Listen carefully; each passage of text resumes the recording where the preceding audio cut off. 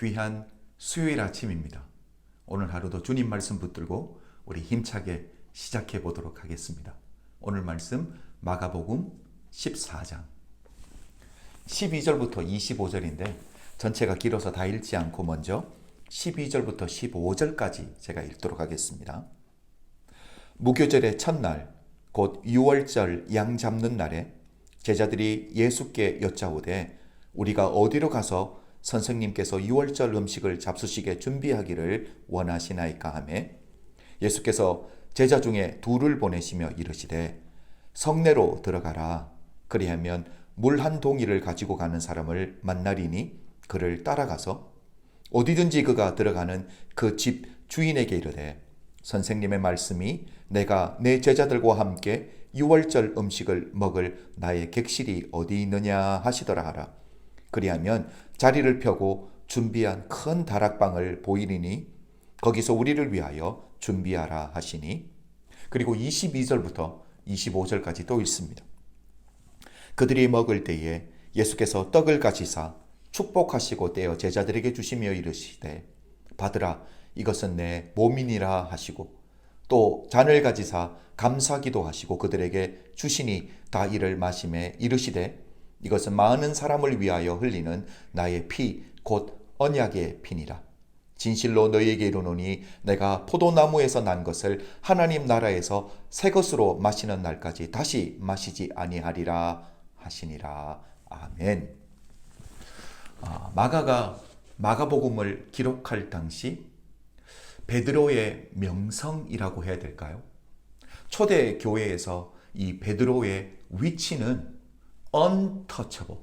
그러니까 이 영향력이 바로 독보적이었다라고 해도 괜찮을 정도로 그 정도의 위치에 베드로가 있었습니다. 성령 강림 후에 예수님의 제자들은 완전히 변화된 삶을 살아갑니다. 복음이 전해질 수 있다라면 자신의 생명까지도 기꺼이 내려놓는 제자다운 사람들로 변화있게 됩니다. 여러분, 베드로의 영향력은 초대교회에서 대단한 위치에 있었습니다. 뿐만 아니라 마가에게 베드로가 누구입니까? 영적인 아버지입니다. 마가는 예수님의 제자도 아님에도 불구하고 사복음서 중에 하나인 마가복음을 기록하게 되는데 이 예수님에 관련된 이야기들을 누구에게 들었을까요? 그렇죠. 영적인 아버지인 베드로를 통해서 예수님과 관련된 이야기들을 들었습니다. 그러니까 마가가 마가복음을 기록할 때 베드로를 의식할 수밖에 없었을 거다라는 생각이 제게 들었던 거죠. 그래서 마리아의 이 막달라 마리아의 이 행함을 기록은 하고 있지만 베드로를 기억해서 베드로를 생각하면서 역할을 조금 줄이기 위해 예를 쓰고 있다라는 게 제 눈에 보였습니다. 지난주에도부터 계속 말씀드리고 있지만 최후의 만찬에서 향료컵을 깨트려서 예수님의 머리에 기름을 부음으로 예수님의 장례를 준비했던 사람이 막달라 마리아인데 성경에서 마가가 막달라 마리아 이름을 밝혀요? 안 밝혀요? 밝히지 않습니다. 될 수 있는 대로 막달라 마리아 역할을 조금은 가리려고 합니다. 여러분, 막달라 마리아가 했던 일이 얼마나 중요한데요. 메시아는 기름 부음을 받은 자인데 예수님께 기름 부음을 부은 자가 누구입니까? 마리아입니다.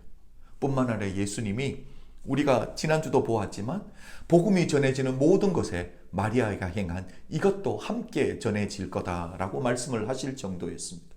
뿐만 아니라 막달라 마리아는 예수님이 부활하신 것을 처음 눈으로 보고 만나는 첫 증인이 되는 놀라운 일을 경험했던 사람입니다. 그럼에도 불구하고 베드로가 초대교회에서 가지고 있는 그 위치 때문인지 막달라 마리아의 역할을 조금 축소시키고 있는 모습이 제 눈에는 보여진다라는 거죠. 여러분, 막달라 마리아도 그렇고 베드로도 그렇고 이 두 사람이 가지고 있는 공통된 특징이 뭐냐면 부정적인 꼬리표가 항상 따라다닌다라는 거.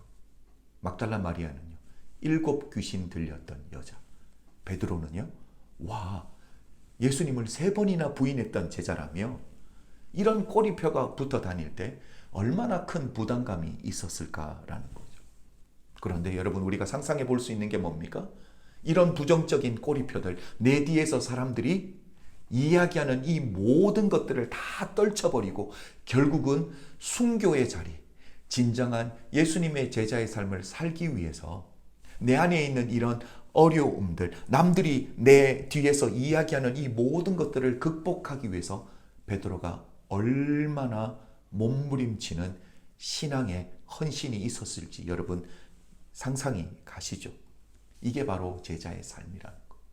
여러분, 제자의 삶은 다른 사람들의 말에 흔들리지 않는 겁니다. 내가 붙든 그 주님 가시는 그 길, 주님이 내게 맡겨주신 그 사명의 길, 흔들리지 않고 끝까지 묵묵하게 가는 자가 바로 제자의 삶입니다. 저는 우리 은혜교회 모든 성도님들이 이런 제자의 모습을 아름답게 갖추어 가시기를 주님의 이름으로 부탁드립니다. 여러분, 최후의 만찬 이야기를 오늘 본문으로 읽었는데 저는 제자들을 보면서 제자들이 정말 철이 없다라는 생각이 들었습니다. 예수님은 이제 곧 내일이면 잡히셔서 죽으시게 되는데 제자들은 뭘 합니까? 예수님에게 예수님, 유월절 식사 어디서 해야 됩니까? 무엇을 먹을까? 어디서 먹을까를 생각하고 있습니다. 그런데 주님이 두 제자를 보내면서 주셨던 그 말씀이 저는 마치 간첩이 접선하는 것 같다라는 생각이 들었습니다. 우리 주님이 미리 다 준비해 두셨습니다. 두 사람을 보내고 너희가 마을로 들어가면 물동이를 익어가는 사람인데 그 사람들을 쫓아가라는 거예요. 그리고 그 사람이 들어가는 그 집의 주인을 찾아가서 우리 선생님과 제자들이 함께 저녁을 먹을 수 있도록 객실을 달라라고 이야기하면 알아서 줄 거다라고 우리 주님이 이야기를 해주시죠. 우리 주님이 제자들과의 마지막 저녁을 정성껏 준비하셨습니다. 왜 이렇게 하셨을까요? 우리 주님이 제자들에게 그 저녁 식사 자리에서 뭔가 하나를 보여주시기 위함이에요. 여러분, 주님의 마지막 가르침은 티칭이 아니라 바로 보여주심이었습니다. 제자들이 어떻게 살아야 될지, 그날의 추억을 가지고 앞으로 예수님이 가신 그 길을 어떻게 살아가야 되는지 보여주셨다라는 거예요. 여러분, 이게 바로 제자를 만드는 삶입니다. 초대교회는 모일 때마다 이렇게 식사를 했습니다. 그런데 이렇게 모여서 식사를 하다 보니까 교회 재정이 힘들어지게 되죠. 그래서 약식으로 만들어서 떡과 잔을 받았는데 이게 오늘날 우리에게 성찬식의 모양으로 내려오게 됩니다. 여러분, 그런데 우리가 한번 생각해 보면 오늘날 교회밥 하면 어떤 이미지가 있습니까? 특별한 이미지가 없어요. 그런데 절밥 하면요, 웰빙 푸드라는 이미지가 있습니다. 옛날에 오바마 대통령이 대통령 시절에 자기 이 백악관의 메인 셰프를 한국으로 보내서 절밥을 공부해 오라고 합니다. 그래서 제가 옛날에 뉴스를 통해서 본 적이 있는데 백악관 메인 셰프가 한국에 와서 절밥을 배워갑니다. 칼국수 만드는 법도 배워왔고요. 오이를 썰어서 냉이국을 만드는 것까지 제가 봤습니다. 여러분, 이렇게 절밥하면 웰빙 푸드라는 이미지가 있습니다. 세상에는 먹는 거에 철학을 심습니다. 그런데 교회는요, 교회밥 하면요, 오늘날은 교회에서 밥을 먹는다? 그냥 짐처럼 느껴집니다. 일반 교회에서는 아예 식사를 안 하려고까지 하죠. 왜? 서로 힘들지 않기 위해서. 여러분, 세상도 먹는 거에 철학을 넣는데 우리 교회는요, 교회는 먹는 것에 신앙을 넣어야 됩니다. 오늘 주님이 제자들과 이 마지막 하루 남은 걸 뭘 합니까? 먹는 것으로 마지막 시간을 보내고 있다라는 사실이죠. 함께라는 게 이렇게 중요하다는 거예요. 함께 앉아서 교제하며 떡을 떼며 함께 마시고 무엇을 이야기하고 어떤 생각을 가지고 하나의 공동체를 만들어가는가, 이게 바로 교회의 모습이다라는 사실이죠. 오늘 우리 주님이 두 제자를 보내는데 누구인지 이름을 밝히지 않습니다. 그런데 누가복음 22장 8절을 보면 이 두 사람이 베드로와 요한이라는 사실을 밝힙니다. 끝까지 예수님의 오른손, 왼손이 되겠다라고 큰 소리 치던 자들이에요. 왜 이 두 사람을 보냈을까요? 우리 주님이 심부름까지 시켜가며 낮은 곳에서 섬기는 자가 그게 제자의 모습이라는 거. 우리 예수님도 제자들의 발을 씻으면서 주님이 이 땅에 오셨던 그 이유, 섬김을 받으려 함이 아니라 섬기러 왔다라는 그 모습을 보이기 위해서 우리 주님이 발을 씻으셨던 거. 여러분, 이게 바로 제자의 모습입니다. 함께 모였을 때 가장 낮은 자리에서 섬기는 그 모습, 그게 제자의 모습이에요. 저는 우리 교회 그렇게 만들어 가고 싶습니다. 우리 은혜교회 그렇게 세워가고 싶습니다. 주님도 가장 낮은 자리에 내려가셨습니다. 무릎을 꿇었습니다. 그리고 가장 높은 자리에 있는 그 영향력 있는 베드로를 주님이 심부름을 보내셨습니다. 낮은 자리까지 낮아가라는 거예요. 저는 우리 은혜교회 성도님들과 함께 제가 먼저 모범을 보이고 낮아지겠습니다.